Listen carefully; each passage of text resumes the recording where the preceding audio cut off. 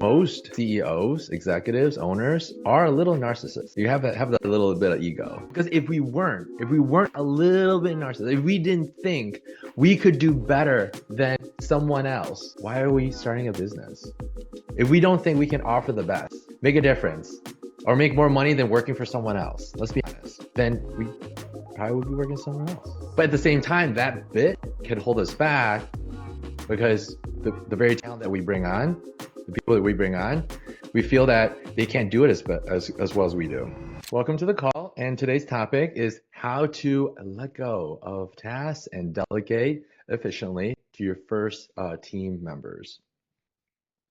So a little bit about myself. I'm the founder of Design Source Media, which is a web agency, and also the founder of DSM Talent, which is a staffing agency. We staff talent from the Philippines. And I've been running my agency for over 13 years now. I manage a team of 14, and I'm a husband and father of 3 kids. Oh, a little background noise on Brandon's part, so I'm gonna mute you for a second. All right.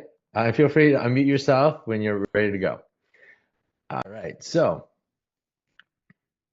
signs it's time to delegate. All right. No worries, Brandon. Anyone feeling any of these? A little overwhelmed, missing deadlines, right? No time for business strategy. Now, here are some bigger warning signs. It's like these symptoms, right? Like you're getting these dreaded text messages from clients like, hey, where are we at on that project? Can you give me a status update? It's when the client starts leading you, starts managing you. Okay, that's when it's really, really serious. But prior to that, it's just like, man, I just have so much work. I just can't keep up. Okay, delegation wise, right? And I think a lot of this is like a no-brainer, but I have to reiterate this because sometimes the most basic stuff we forget about, right? And when we forget about it, we're like, oh yeah, I'm just gonna get right into it myself. Well, here's one of the pieces. Don't be the bottleneck. You are the bottleneck. Okay. Here's a frame of reference. Until the day you can go on a nice 1 month long cruise, vacation, relax on the beach somewhere, okay, and come back, and the business has grown, no fires. Oh, we got some more clients. We got some more projects. Oh, we launched a few projects. We're running the campaign. Everything's going great until that day happens, and you're still there. You're the bottleneck. You're the bottleneck. All right. So you gotta stop being the bottleneck. So start, especially for agency owners right now, like, yeah, I have one hire, or I'm planning to hire. That seems far away. It doesn't have to be. You can get to this point really, really quickly, with the right process, or the right steps. Opportunity costs. You have to think about every hour spent on low level tasks or low value tasks is an hour not spending growing your business. Another way of looking at it is like, stop working in your business, work on your business, right? I like to follow the 80-20 rule, the Pareto principle, right? Think of focus on the 20% of the tasks that drive 80% of results, right? And we've already mentioned earlier, like, yeah, I want to get off stop doing emails, right? Even onboarding calls, right? Those are things that are easily delegatable, right? You can delegate a lot of these pieces and have another team member, individual, with a combination of maybe artificial intelligence, AI, involved, and with the right processes. Like if you follow inbox zero, use inbox zero, apply that into your inbox, right? There's a lot of techniques, methods to help you, so you don't have to spend a big chunk of your time doing some of your tasks. So this is just a quick case study, from Gallup. They interviewed 143 CEOs, 500, right? And it said the most effective CEOs delegate to help their companies grow faster and build more revenue, right? They probably didn't even need to do the survey. It's pretty obvious, but just want to reiterate that. So overcoming delegation challenges. Who's experiencing this right now or have experienced this? Losing creative control, right? Or no one can do it like me syndrome. Most CEOs, executives, owners are a little narcissists. Okay, you have that little bit of ego, right? So you have to understand that, right? Because if we weren't a little bit narcissistic, if we didn't think we could do better than someone else, right? Why are we starting a business? If we don't think we can offer the best, right? And make a difference or make more money than working for someone else. Let's be honest, right? Then we probably would be working somewhere else, right? So, but at the same time, that bit can hold us back because the very talent that we bring on, the people that we bring on, we feel that they can't do it as well as we do. So some of the solutions, right? Creative control. You said guidelines, milestones, a little bit at a time, right? You can go as fast as you feel comfortable, of letting go some of the pieces, right? For me, I've been doing this for a while. So when we bring on someone new, we have an onboarding doc we follow, but also I am a lot more, I would say, open, liberal now to like, here, go ahead and take this. It's okay because I know what are the worst case scenarios, right? Oh, if they mess up some of these emails, okay, well, just got to backtrack and fix it. And in the beginning, maybe they're not sending out the emails on my behalf. They're just drafting it, and then I'm reviewing it. But then as soon as they get a few good emails in, then I'm like, oh, go ahead, send it out, right? And I know with the expectation, right, of they're gonna make mistakes. They're gonna send an email out where one of the recipients are gonna say, what are you talking about, right? But don't freak out. It's no big deal. It's not the end of the world, right? No one's dying from it, right? We're not trying to run an ER in a hospital right now. No one's dying. There's no patients dying. Um, just let the person know, hey, I'm sorry, my EA's new, she's learning, and I've asked her to delegate, this assignment, and there was a typo. No big deal. Moving on. And now the EA will be better, right, at this end. And that is the best lesson. But if you don't, you're like, oh, hey, EA, get out of the way. You can't do this. I'm gonna do it myself, right? Great. You just crush their dreams. You crush their future, right? So and also yours too at the same time, right? You literally hit two birds with one stone, but in a bad way, right? Now you continue to do this and you're spiraling deeper and deeper into this hole. So so watch out for these two pieces. Any questions, any thoughts? And Sarah mentioned, yeah, definitely want to be more public facing, hiring out the back end so I can be on stages and press trips. Yes, I agree. Like as an entrepreneur, especially an agency owner in 2025 now, like people want to see you, right? And how do you get in front of people through marketing, on stage, right? You are the face of the organization, right? And that is much, much harder to hire out. Uh, the next closest thing is finding a business partner, that your business partner willing to do that. But then you're giving away half your equity, right? Are you willing to do that, right? Probably not. So guess what? You got to do yourself.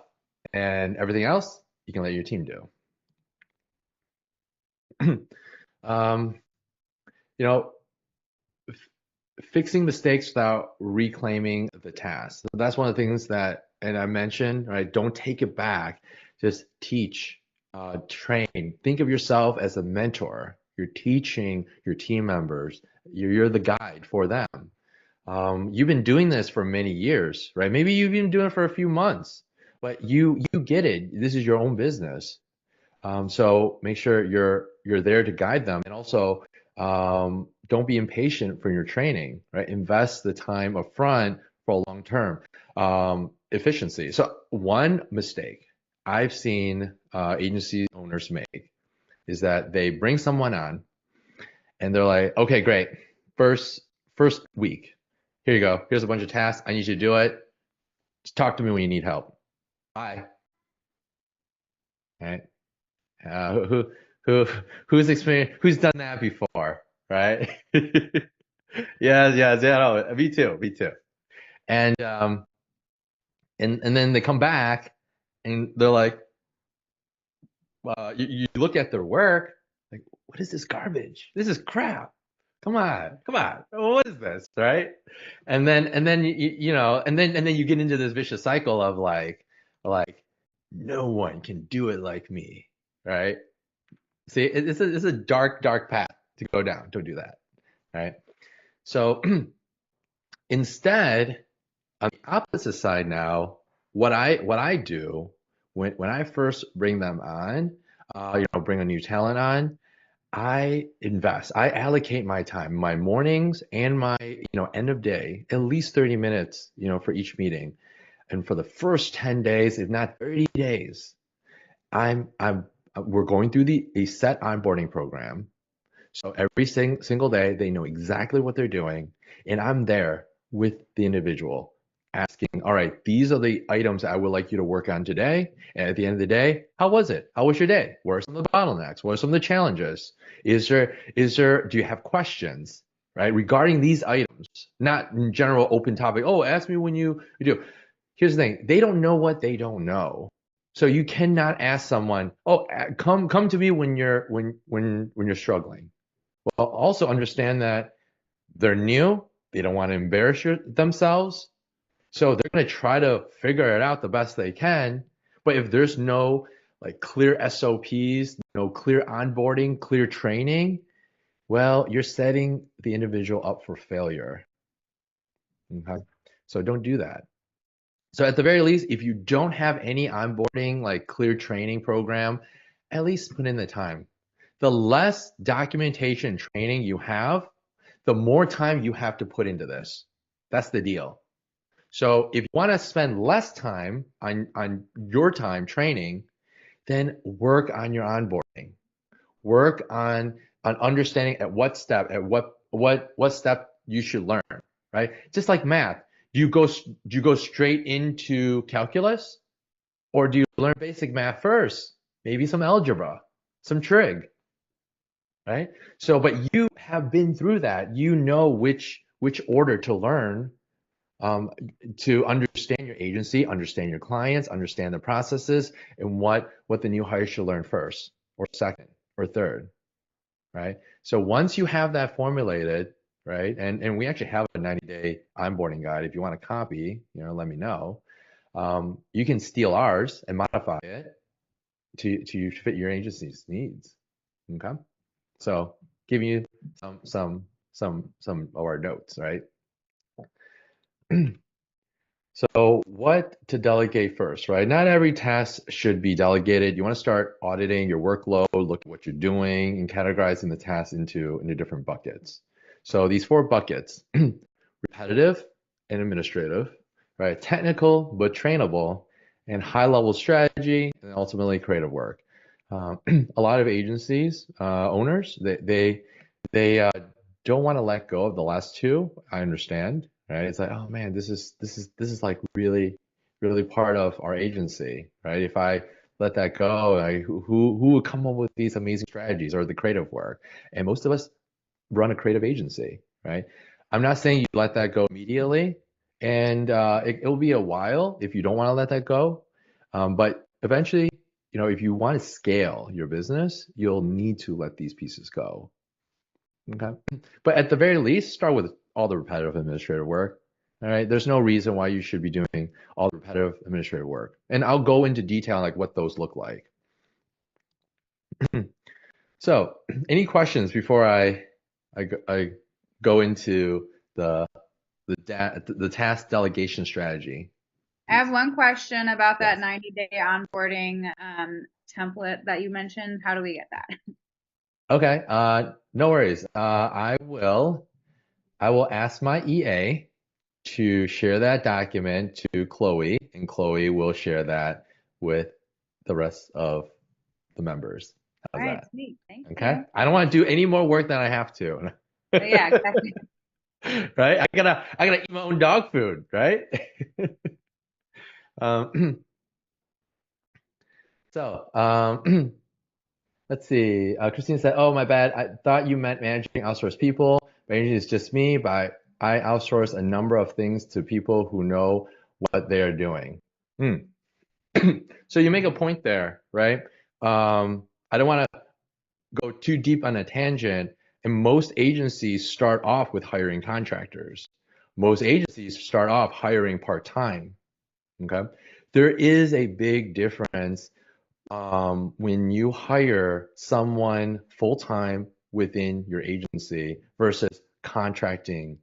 No matter how much you contract out, there will be a point where you need a project manager, right?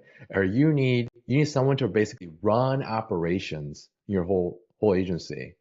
And if you don't start having full-time talent, you won't be able to fully scale. That's the limitation there. Okay. Because eventually you're just managing all your staff by yourself.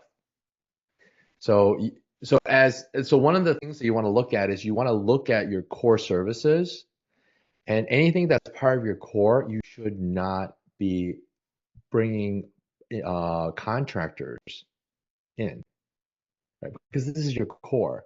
And your core services is one of those things where you want to nitpick and look at every single little detail, like onboarding to delivery to maintenance of whatever the project or campaign that you're running, like every little nuance. And then that way, your full-time hires, your talents, is following that and then constantly reiterating and making a better version of it every single day. Your contractor is not going to do that. Your part-time team members most likely will not do that because they're focused on something else. Okay, so that's something to think about. So let's jump into the task delegation strategy. I'll start off with, so this is a giant doc. Don't worry, you'll have access to this. So this goes over, these are some of the things you should not delegate. All right, let's start off with that. These are things that you should handle personally, at least for now. Maybe some of the pieces you could, but in general, you should hold on to it. And the reason why I start with this, I want you to understand this, you have a lot of work to do. Okay, if you don't already, you have a lot of work to do as an agency owner. So let's start with this. Vision and strategy development, right? Long-term planning, brand identity, service expansion. If you're not thinking about some of these things, start thinking about these things. Maybe you just started your first product, your first offering. Okay, that's fine. But what about your long-term brand planning and your brand identity? Okay. Um, let's see. And then I'll get back to you, Christine. And then client relationship building, right? High level client engagement, client negotiations, maybe new business pitches, especially when there's a new offering and there's a new pitch. I don't want to just throw it to my team. I want to test it out myself. And I want to be the first person to present that offering. So from there, I can adjust the nuances, maybe change our process, change the legal aspect of it. Maybe it's the partnership agreement that we need to adjust. There's these little nuances. I want to be there. And then maybe it's a bigger negotiation. Maybe I'm partnering up with another agency on another big initiative. So that's something I should be doing, no one else. Leadership and culture development, company culture, that usually starts with that should start with you. I mean, you're the start, right? You're the founder, you're the agency owner. What kind of culture do you want? And if you don't carefully manage that, you're gonna wake up one day and you're gonna say, WTF? Like, what happened? What happened to my company? Happened to the people? Why is it maybe so toxic? Why, I don't even want to get up out of bed anymore because I just created this environment I don't even want to be part of. And it's your own business, right? And part of, if anyone has kids, part of building a company is like raising kids. All right. There's very close similarities. I read a lot of parenting books, and I'm like, wait a minute, this sounds like all the business books I've been reading, right? It's very similar. I know it's freaky. It's freaky similar. Uh, leadership mentoring, right? Crisis resolution, training and development. And when I say going to crisis resolution, this piece will be less and less as long as your processes, right? Like Happy was mentioning, right? Like, yeah, it feels like I'm putting out fires all the time. Well, you have to look at every time we have a crisis, and and thankfully we're able to get over it. But I always have a debrief. I say, all right, how did this even happen? Like, I'm not trying to put blame on anyone. But how did this happen? And then what can we do, right? I don't want to hear I'll do better next time. That doesn't help anyone. What changes can we make in our process, in our SOPs, additional steps that we can make? Maybe beforehand, a couple days, we should send out an email, or before that, or maybe we should improve our onboarding. Maybe we should ask more questions from our clients so we can avoid this catastrophe, right? This crisis. So then we build it. Let's build it. And then constant training and development for so for my web agency, I mean, I send my team out to at least 2 events a year, sometimes more.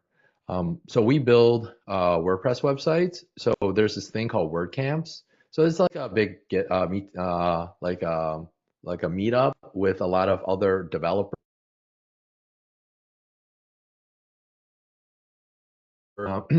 Another it's like where other WordPress experts gather, and they get to learn from each other and see what's happening in the world of WordPress.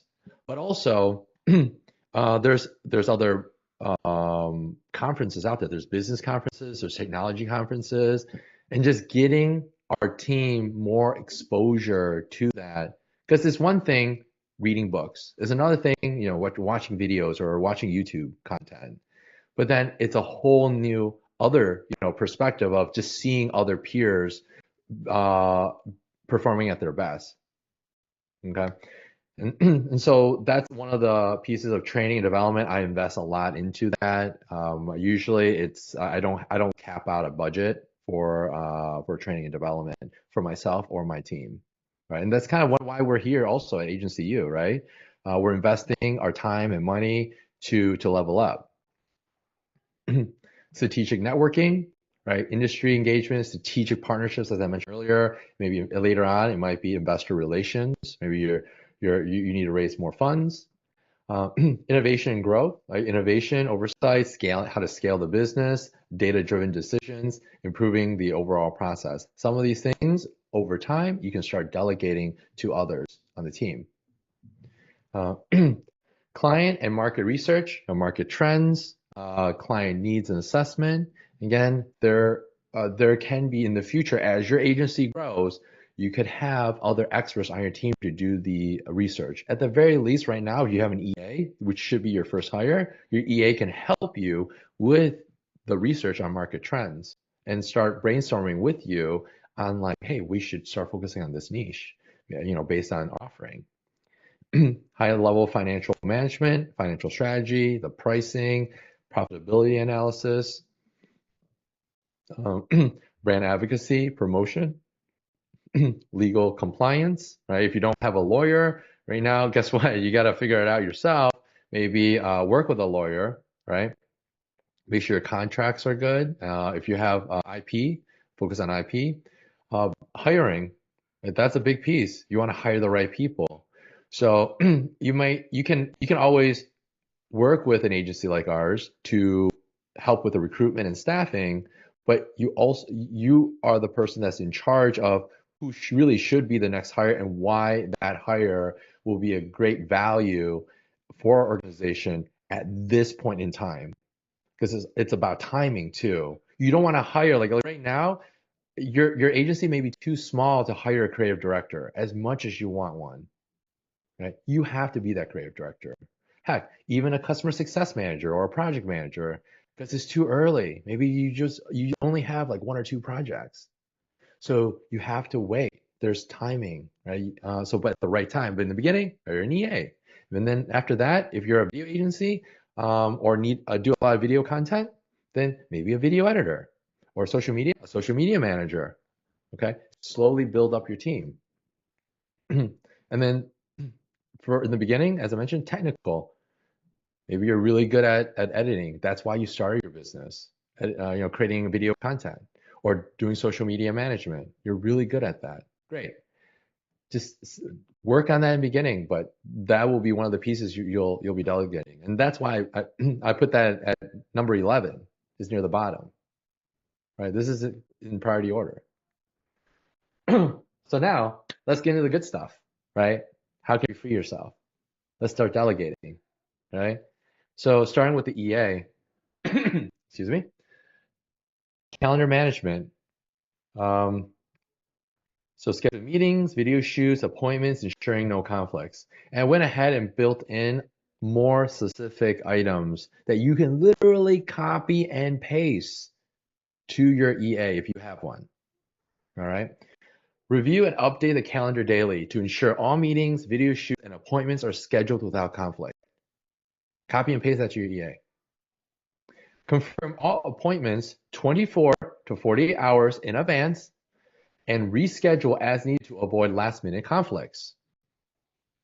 Okay. Block out focus time priority work periods. Set up automated reminders for all scheduled meetings and follow-ups to ensure timely attendance. Coordinate with stakeholders in different time zones to schedule meetings at mutually convenient times. That's calendar. So literally, pick and choose, but you have an idea now, you can copy and paste it and give it to your EA.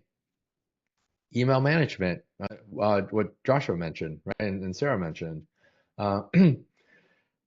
Check and organize the inbox 3 times daily. Sometimes you might even adjust it to check it once an hour. To sort and flag important emails using the inbox zero method. Okay. I personally love the inbox zero. If you don't know about it, definitely learn about it and use it. It makes your life easy. Respond to basic inquiries within 24 hours using pre-approved templates or guidelines. Now, you might not have templates or guidelines, then guess what? Take a step back and say, all right, I want you to just draft it out. Use ChatGPT, okay? It's okay. You can cheat a little bit, all right? They can cheat a little bit. Use AI, prompt it, and then have the EA send you the draft and give me even a screenshot. You might be driving like Joshua. So in that case, you can just call your EA, right? And the EA can just talk to you and say, hey, so-and-so, David sent you an email, and this is how I would like to respond to David. What do you think, Josh? It's that easy. And that's fine. And by the time Josh gets to his destination, email's already sent out, meeting scheduled, everything's all good. No worries, right? Flag an urgent email immediately. Whenever there's an urgent email that my EA cannot respond to, she would take a screenshot of it, send it to me in Slack, and also let me know, hey, these are the things that I recommend how we should respond. Like over time, it doesn't happen immediately. The EA needs to know me, but after a while, my EA is like my second brain. Right? She's helping me, guiding me through this because I might be distracted. I might be, driving or doing something else. Right? I'm doing 10 other things. So my EA is like giving me some support to kind of help come up with, yeah, you're right. Let's go with option 2, right? For this response. So that's email management, meeting notes. Attend all scheduled meetings and take clear and structured notes. My EA follows me everywhere in all my meetings. She's taking notes, so I don't have to type away and click away on my keyboard. And then she would send out a summary of the meeting notes and action items to all the individuals that were in the meeting. So I can have back-to-back calls. I don't have to worry about finishing up the meeting notes and sending it out to the participants. But also, if I forget, like, oh yeah, I spoke with Ivan last week. I spoke with Joshua maybe 2 weeks ago. What did we talk about? Oh, let me check my email. Let me check my notes. Boom, all there, right? Sometimes I forget what I had last night for dinner. Right? There's just so much going on, right? I'll be real with you. And so my EA helps me kind of stay organized. So as an entrepreneur, here's one of the things is you should not be if your brain was like a hard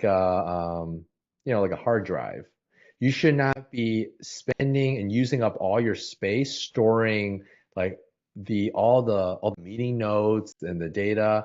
It should be focused more so on like your processing power of coming up with strategy, innovative ideas to help your clients or help you, your business grow. Okay, and spend that energy there. Spend your brain power that way. Don't waste it in storing up all of this information and clog up your memory.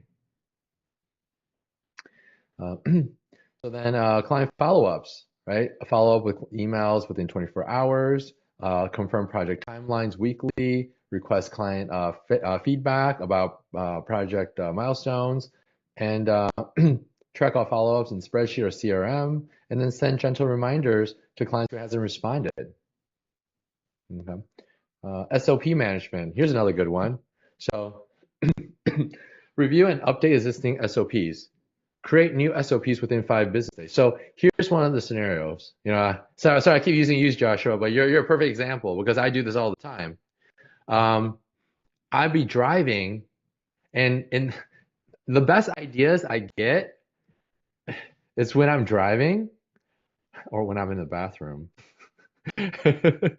Or when I'm like not in front of my computer screen. I might be having lunch, right? So I'm not gonna lie, right?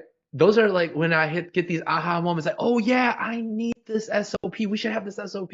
We should document all this, right? But I'm in the middle of eating. I'm in the middle of driving. I'm in the toilet now. Sorry, TMI. So I'm in the shower, right? So what I do is I'm like, okay, good. I'm on my phone. I just messaged my EA. I'm like, hey, I have an idea. Can you create an SOP for this? And and then by the time I get to my destination, if I was driving, right, I would have the rough draft done. Like the rough draft's already there, and I get to review it, and I share to my EA, hey, yeah, it looks good. Can you adjust points 3, 4, and 5 to this, and this? And then we now officially have an SOP in our organization that others can follow and build upon. It's very difficult to create from scratch, like from a blank canvas, but it's much easier for the rest of the team to work off of a pre-existing SOP. Okay, so it's up to you as the owner, understanding the whole picture, the processes, right, to come up with those initial SOPs, and then it creates that snowball effect. Okay. Maintain a centralized SOP repository. A lot of us use Notion. We use Smart Suite. Whatever your project management note of choice is, use that. And and Joshua mentioned, what about AI note takers? I have one. It's good, but it's still AI. It's not perfect, right? AI makes plenty of mistakes. Also, like here's an example. After we have our AI note taker in all the meetings. After the meeting, the AI note taker will send out kind of like a summary and some actionable items. But here's what the AI note taker won't do. For example, in some of the action items, there needs to be relevant links. Or maybe we need to share a Google Drive. Maybe we need to share a Doc with someone. Well, AI is not sophisticated, and I wouldn't even feel comfortable giving AI all that access, to let AI take over, right? So with AI, the AI note taker, it's more of a complementary piece to help your EA and help you, mainly help your EA work even faster and get more work done. and be more accurate. So that's how I utilize AI, in our daily lives. Document preparation, your EA, now our CSMs help with drafting and formatting proposals and contracts and presentations. Okay, so I'm to the point where it's been probably over a year, 2 years now since I've really drafted a proposal myself. I have my team do all that work now, and our CSMs can close sales. I don't have to do that. For me, I get to do all the fun stuff. I go in, talk about strategy, get to know the new, potential agency owner and see what their needs are, and then provide recommendations, and then hand it off to the rest of my team to implement. Right? And I get to do the fun stuff, and then of course, do marketing, be the face of the organization.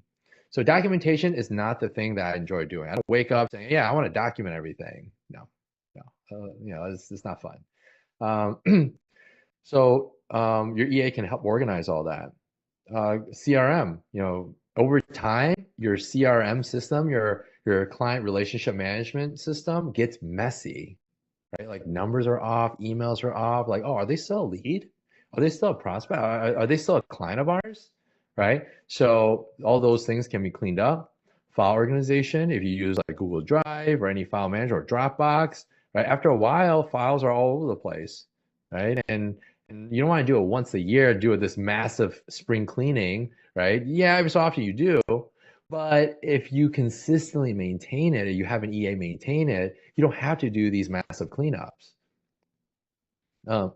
Client onboarding, as Sarah has mentioned. So we'll go into a little detail here. Your EA can send a welcome email within 24 hours. So we've automated that process. Your EA can assist with ensuring, like answering questions now regarding that, ensuring all onboarding documents and contracts are signed and stored before the project kickoff. Schedule onboarding call within the first week. If let's say the new client has not scheduled an onboarding call, the EA or your CSM can jump in and say, hey, thank you for signing up.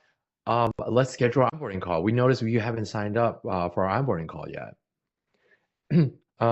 Set up the client in the CRM and project management system.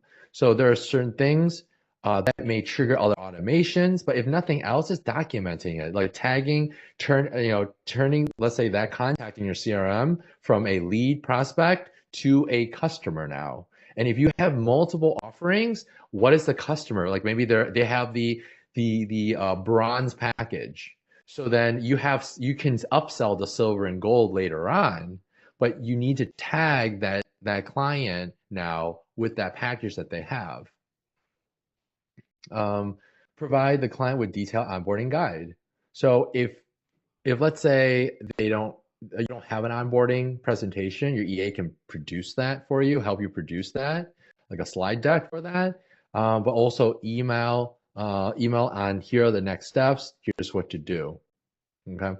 What you should be doing as an agency owner, if you want to improve the user experience of the onboarding, what you can do is do a short video. It's almost like so I have one too, like it's like a video sales letter, but for onboarding.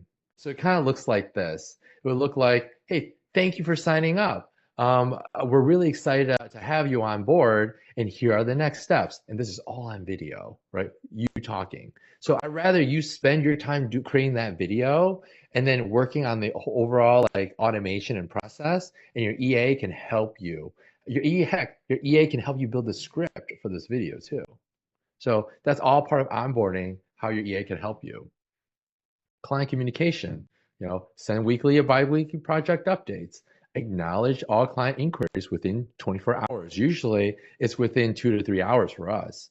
Proactively communicate potential delays or issues. Maintain a log of all client interactions. Schedule quarterly check-ins with key clients. Our CSMs actually do a monthly check-in and we reach out and say, hey, would you like to jump in on a call for 15 minutes? These are the goals that you mentioned you had last month or for this project. Are you hitting these milestones? Let's talk about it and how we can help. And during those calls, our CSMs are focused on helping the client, but also there's upsell potential, but also referral opportunities too. But ultimately, we want to help our clients. Financial management. What about invoices? I did not like sending out invoices. I hate asking for money. Okay. I hate if one of our clients were late um, for payment, I did not like letting them know like, oh hey, you're a week late or a month late. Are you gonna pay us? Right? And so it's better to have someone else do that because then let's say they get there's an issue, right, with that payment. At least they can escalate it to you. But if you were the first person talking to the client and they're not happy, right, there's no escalation anymore. You are the final step. So there's is another like benefit for having another person help you with the invoices. And then handling cash flow, even collections. We have a full-time accountant. One of my favorite hires and placements. It took us a while to have, but our full-time accountant not just does reconciliation, but also does invoicing and collections. At one point, our AR, accounts receivable, was like $60,000. Okay, it sucked. All right.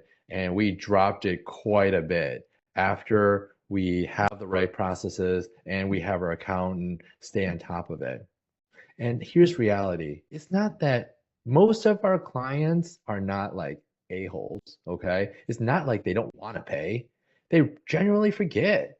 They're like, oh yeah, oh, I didn't know that my credit card got bounced. Oh, I forgot to write that check for you. Oh, I didn't know this happened. Oh, I was busy on a shoot. Hey, I understand. Life happens, right? It's like, where's my money? No, just kidding. So what do? Well, we have as soon as we have automations in our accounting system, which our accountant has helped build, and then we follow up. We immediately follow up, and then if and through email, but then after a while, after like 3 days, 4 days, our accountant will pick up the phone and actually call and say, hey, what's going on? Is there something, is there an issue with the payment processing? We noticed that your credit card got bounced or this payment got bounced, right? How can we help you? Right. And if it's a financial issue, then hey, you want us to split up into payments? No problem. We'll make it work. Let's make it win-win, right? Um, so it's when it comes to money, it's one of those things where it needs to be addressed as quickly as possible. If it gets dragged out too long, then people have amnesia, okay? And they're like, oh, I don't remember buying this. I don't. Why am I paying you for this? Right? If you haven't, anyone experienced any of that? No? Okay. Don't worry. You will. You will. Well, I mean, after doing it for 13 years, right? Eventually you'll have clients that are late on payment, or if you split projects, like if you don't collect everything up front, and you split it up, they might not pay you in the middle of it. Okay. Or here's another thing. If you haven't received this, it's a credit card chargeback. Okay. It sucks. It sucks. And at that point, you have to dispute it, send out all the evidence to the credit card company to show them that yeah, it was a justified process, but then they're still most likely going to side with the client and you're going to lose your money. So that's why it's so important to document everything and have help. Because you may feel like I need to take care of my new customers, my active projects, but if you start falling behind on the ongoing steps and you get a chargeback, guess what? That's another fire. Okay. I did have a Basically, client do a yes. chargeback once, and it was like a 3 month, and I didn't have any help at the time, and it was like a 3 month deal. But luckily, Yep. that did side with me. But It Nice. was really stressful. Yeah. Yeah, Yeah. it was. Yeah. Yeah. So so that's the thing, be careful. Tylee said, all the time I've had chargebacks is because they didn't recognize our company on the credit card, but they paid it again. Yeah, so that one of those pieces to prevent that, maybe letting them know upfront, maybe multiple times, right? Like this is the company name, or this is what it looks like on the credit card, on your credit card bill. Please don't charge back on it, right? Let you know it's not the same exact name as what you see here. Yeah. So I forgot to change the billing name from your old company. Yep. So that's your fault. Guess you go that one. Can't help you there. So research support. So that helps too. And graphic design, travel arrangements, expense reporting, social media scheduling, event planning, vendor management, live stream, chat moderator, if you're trying to run like Zoom calls or live chat and stuff like that, right? Like all of this, right? So I actually had agency owners come to me and say, oh, you know what? I don't know about hiring a full-time EA. I don't think I have 40 hours of work for them. Like, are you kidding me? Let me show you the list. Right? Like, here it is. Like, I think 40 hours is not enough. Right? And if the EA does all this, I feel bad for them, in the first week or month because they'll be drowning with work. Right? So, so then here's, some other pieces. I'm curious, any video agencies owner here? Anyone manage video editors? Yeah. Here. Yeah? Okay, Yep. okay, great. Great, great, great. So I'll go into this. Video editing, right? That's obvious, right? Like edit, deliver, apply color grading, audio quality, incorporate client feedback, optimize export settings, all these things. If you're editing yourself, these are all the things your editors should be doing. Okay. Uh, yeah, Sarah, stop editing, right? Sarah, here's my big goal for you. What program do you use? Premiere, DaVinci, Honestly, or I use CapCut. I really do. CapCut? Okay, I've CapCut. used those two that you just mentioned, but CapCut is so I just like it a lot. And it Yeah. works.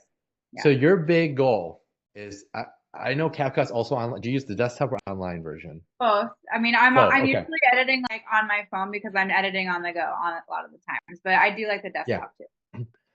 I want you to get it to the point where you uninstall CapCut across the board.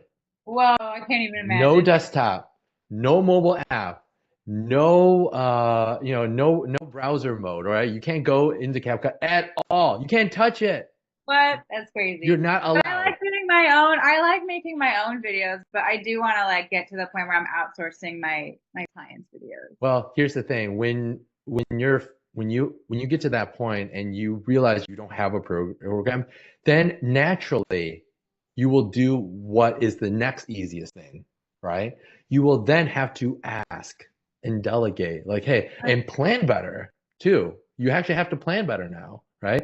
Like, okay, I have the script. I need to focus on video and I need to give my editors now time to edit. It's not like, oh yeah, I'm gonna do the edits myself. I'll just do it at like 10 o'clock at night when I'll everyone's do it when I'm asleep. waiting in line at the grocery store. Yeah. No, no, no, you can't do that, right? Yes. Jory gets it. So get to the point where you uninstall, get rid of all these programs, right? Your editing program, and you have someone else do it. And now what will happen is that, yeah, in the beginning it's like, oh my God, you're gonna get the shakes. You'll want to want to reinstall the program again. But then you're gonna start growing. You're gonna start learning other skill sets because you have no choice. You're gonna learn how to delegate. You're gonna learn how to mentor and train. And also you'll start realizing the pieces that you're not really good at, but you have no choice, so you have to force yourself to get better at it. Can I ask a Um, question about the video yes. editing?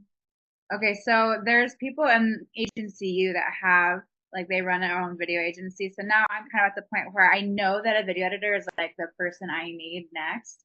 But I don't know, it feels weird like if I hire another agency to do that for me because then maybe like I should have one person that like grows with me and stays in my company. But the agency people, like the video editing agency, like they already have their SOPs and they have their stuff figured out. So I feel like I can just like, get going faster. Yeah. So, le- so the based on where you're at. So it sounds like you're just starting your offering, right? You have clients already, Yeah. but are you starting a new offer? Is this a new new thing that you're starting? I mean, that's not. I've been doing it for 3 years, but I've been doing all the video editing this whole time. And I do social media management and content creation. Okay.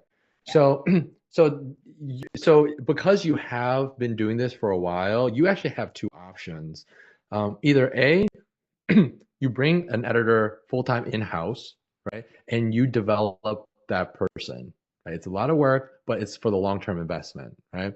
But that I don't know, like your cash flow, your budget, if it can, if your budget can handle that.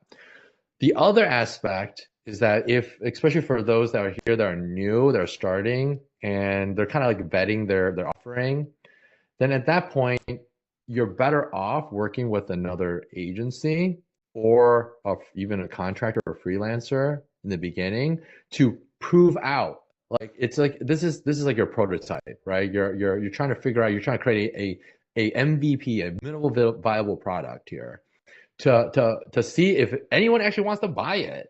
All right, anyone wants to like pay you money for your product or service. And then, yeah, are you gonna lose out on a larger chunk of your margins? Yeah, sure. But you don't have to stress out about deliverability. You can spend your energy on marketing and sales, which is a primary piece. Everything else, I mean, let's be real here. Your your your product and service does not have to be world class. Okay. It does not have to be the best in the world. But if you don't have sales, you're screwed. It's game over, right? No cash flow, game over. I don't care how good of an editor you are. I don't care how good of an agency, providing social media content you are. So that's the thing. So focus on more marketing and sales, build up the pipeline. And if you don't have time to bring a full-time editor in, then partner up with a video agency. If you do that, you start scaling, you have two options. You either A, scale with the agency, right? And or you now have built up this piece of core business, and then you start hiring a full-time hire. And then the nice thing is the full-time hire has all of this work to base off of. At this point, you can start building the SOPs and the process, and you start taking pieces and from the agency and start delegating it to your full-time hire. And you always have this agency partner to as your backup plan, right? So in building a business and entrepreneurship, it's about managing risks, right? You do not want to start your business and run your business like going to a casino, like, all right, everything on black, right? You want to increase your odds. Increase your odds. So what if your returns are low? In the beginning, my returns were like break even. And that's a win. Most businesses, they don't make a profit first 3 years, right? So if you're making a profit, you're good, right? But make sure you're scaling. You're moving in the right direction. Does that help, Sarah? Yeah, it totally helps. I'm going with the agency. Thanks so much. All right, great. Yeah. Yeah, thank you for asking.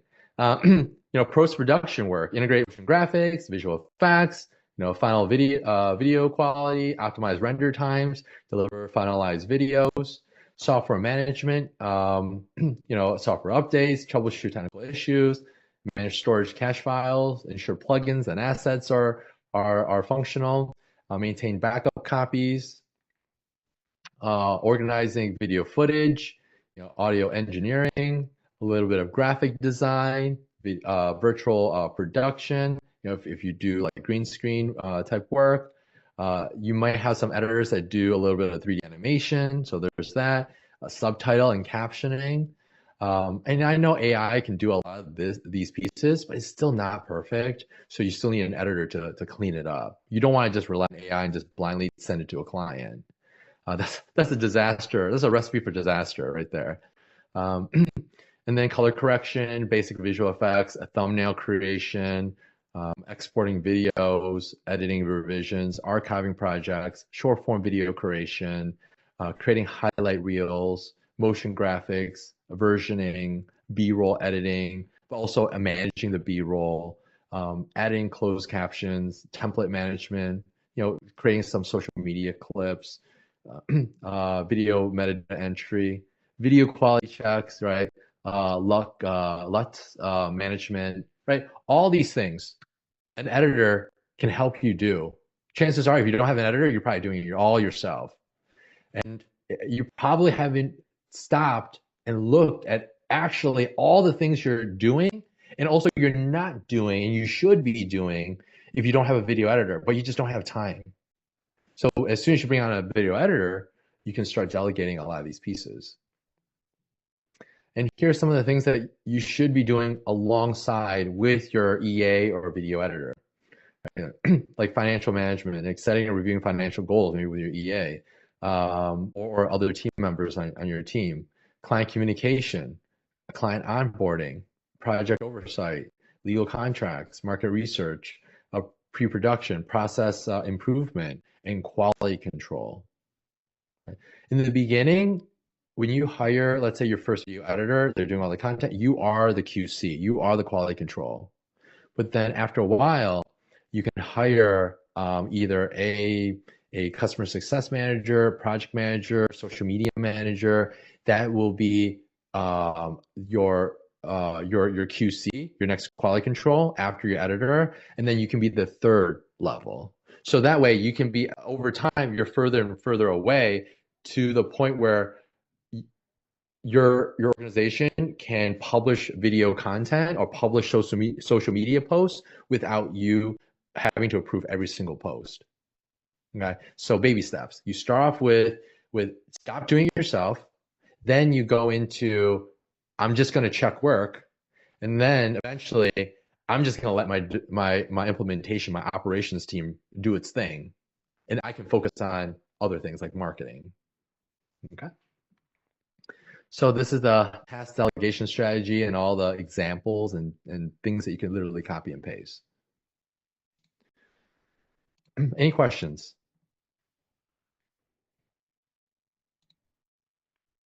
Good. All right. So real world example, an agency owner that we worked with, he saved immediately, hired an EA, saved 20 hours a week. He got 20 hours a week back. He actually, then from there, he was able to start a new business along the same lines of what he's doing. They basically built a new business, created a new offer. In 2 months, he immediately started hiring full-time video editors to scale his business. And then that new business alone, in a few months, started generating $15,000 to $20,000 months. Okay. So, and before, like when I first met him, I remember we were having a call on Zoom. He was in a hotel lobby, just traveling. Like, oh yeah, I gotta do this Netflix documentary, and I gotta do this. He was a producer. He was flying all over the country. Yes, Ivan. Question. No, finish. I don't want to interrupt your thoughts. Okay. Yeah. So, but he was just flying all over the States, trying to do everything himself. Then finally, he got an EA, and things started to scale because it worked. Everything started clicking. He got more time back. Yeah. So, anything else? Ivan, do you have any questions? Yeah. So I'm kind of struggling with the whole EA thing. Okay. So I never thought that I would give up editing, but I did, and it was amazing. I mean, when you realize that, like, my edits have always been very high quality and very intensive, but they would take me all day to do maybe even just part of a video because of all of the sound design and everything that went into it. So when I finally offloaded it onto an editor, I suddenly had so much more work to focus on all these other things, all the like the small management things and developing better scripts, better ideas, etc.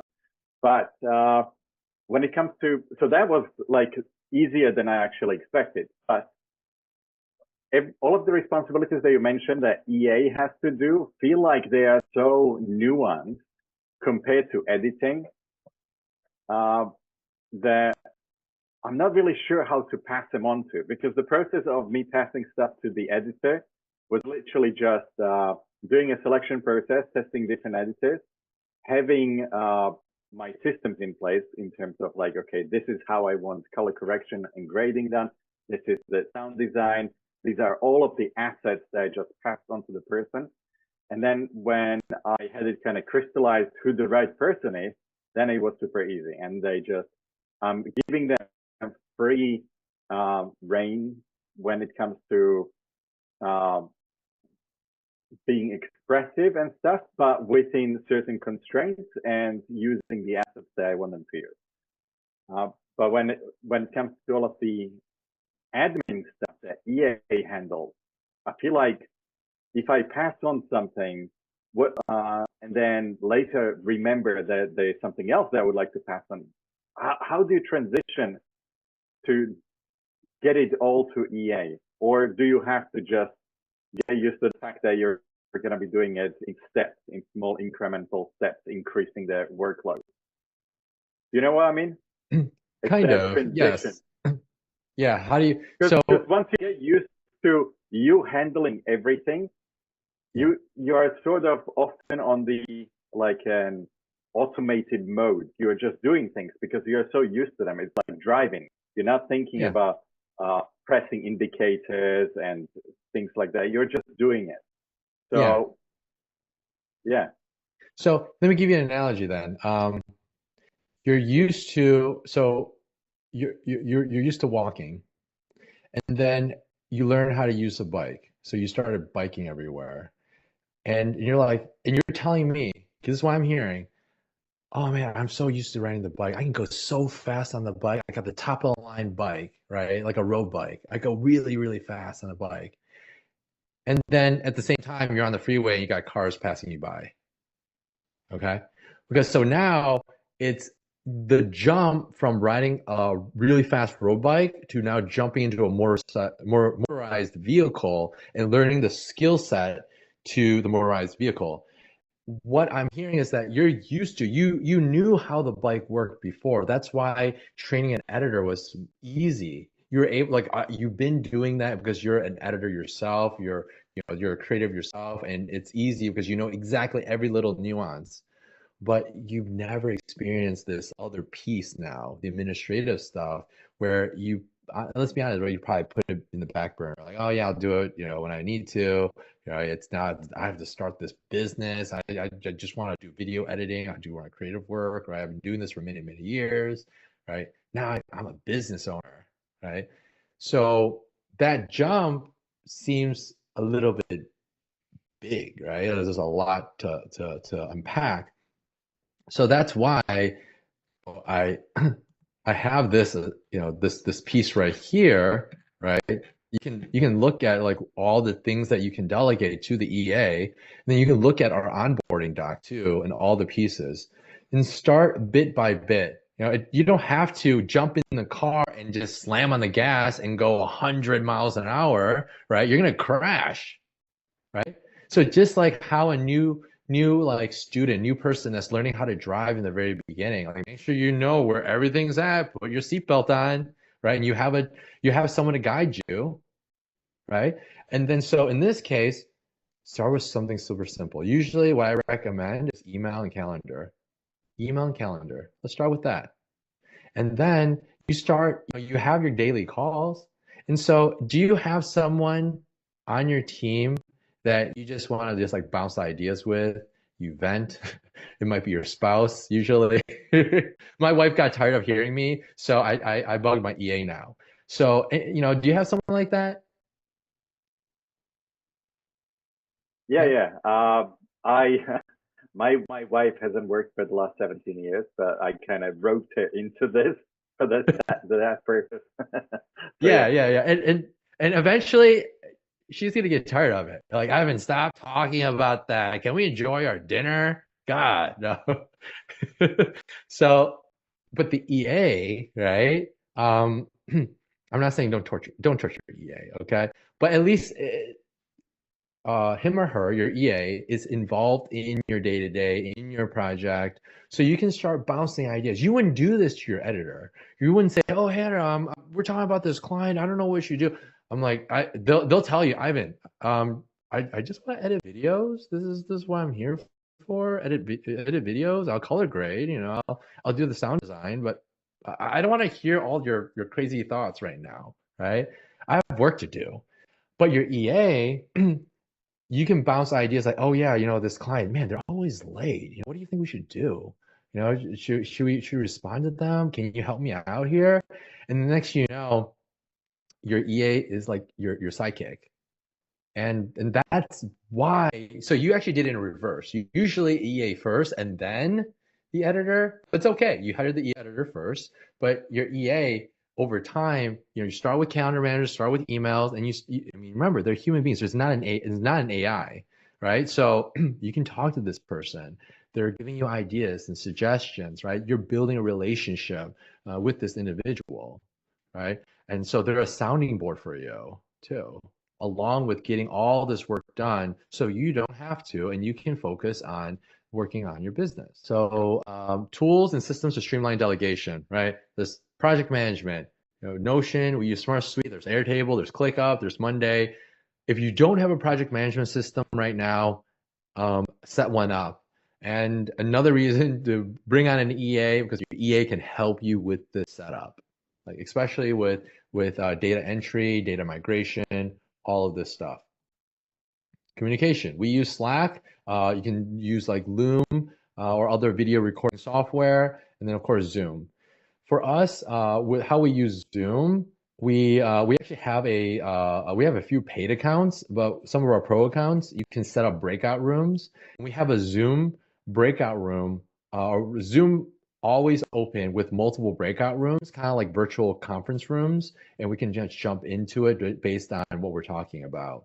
So as your team gets bigger, I recommend setting something up like that, or you can use Discord or other tools like that. And Sarah, you mentioned what Google Drive has vids now, so it's easy to record your screen and help in Drive folders. I like this for recording SOPs. Oh, I did not know that. Thank you for sharing. Yeah, I'll test it out. One of the tools that I use is Komodo Decks, and I think Loom does this too. Is that it's not just the recording, but it will also create like document the step-by-step processes in the recording, so it will convert it into a transcript. So that's one little benefit, but I'm sure Google will implement their AI eventually, if not now. We use a lot of automation, so we use a little bit of Zapier, Make, NAN is the big tool that we're using now. It's more for developers, and of course ChatGPT or OpenAI. So that's another thing that can help you and complements your team. And scaling beyond your first delegation. So these are some of the pieces that you'll need to start working on after your first hire. A delegation is really a leadership skill. Learn to distribute work effectively. Be a strong leader. Building a self-sufficient team. So you have to build systems, so processes, SOPs, ongoing training, right? Like James Clear said, you do not rise to the level of your goals, you fall to the level of your systems. Okay? So wherever your systems is at is where you're at, is where your business is at. Encourage decision making and problem solving, right? Don't avoid just doing it yourself, right? Like, oh, how can we best solve this? I actually do a 1-3-1 rule. So whenever how the 1-3-1 rule works is like if someone comes to me with a problem, you ever heard of the saying like don't come to me with a problem, to me with a solution, right? So that's exactly what the 1-3-1 rule is. So the one thing is one, what is the problem? State the problem. Three, give me three options. And then the last one of those three options, which one would you choose? Then I can help you. So you're not coming to me like, hey, Dave, I need some help here. I need to, how should I respond to this email? 1-3-1, please. Okay, well, I don't know how to respond to this email from Ivan. Well, based on what he's looking for, we can, provide him X, Y, and Z. But I think our best approach is to implement the X solution. What do you think, David? Oh, Sarah, that's a wonderful solution, right? Go with X, and let's see what Ivan says. You see? Like it's almost like cheating. Like sometimes I don't have to think, but it allows the individual to process the whole piece as much as possible, and it empowers individuals to take charge and take ownership. Okay, you do not want to be the person that everyone goes to for the answers. Okay, you'll never grow your business that way. And then start hiring managers versus doers, right? In the beginning, you're just hiring doers, right? You're just like, hey, help me with these tasks, help me with this editing. Eventually, you'll need to hire project managers, customer success managers, people that lead the team, operations, and then long-term vision, right? Start delegating outcomes, not just tasks. Like most agency owners want to delegate outcomes. Like, yeah, help me grow the marketing team. Help me grow the operations. Oh, go fix the onboarding process. Right? Onboarding process should be smoother. Great, right? But if you don't have leaders on your team to understand and can translate that into actionable tasks to create that outcome, then you'll be doing that for the rest of your life. So you start with developing leaders within your organization, starting with you. Then you start developing other leaders in your organization, and then you can start providing outcomes, not tasks. Okay. So another piece is I created a assessment to assess your current workflow and pain points. I won't go through too deeply into this. We're already actually a little over time. Part one, document your daily tasks, identify your bottlenecks, prioritize tasks for delegation, and then basically, answer these questions. Just follow this assignment. This is your homework, okay? And then you'll have access to the task delegation strategy doc. So these are your actionable items, these two pieces. So a question for everyone, what tasks do you plan on letting go immediately?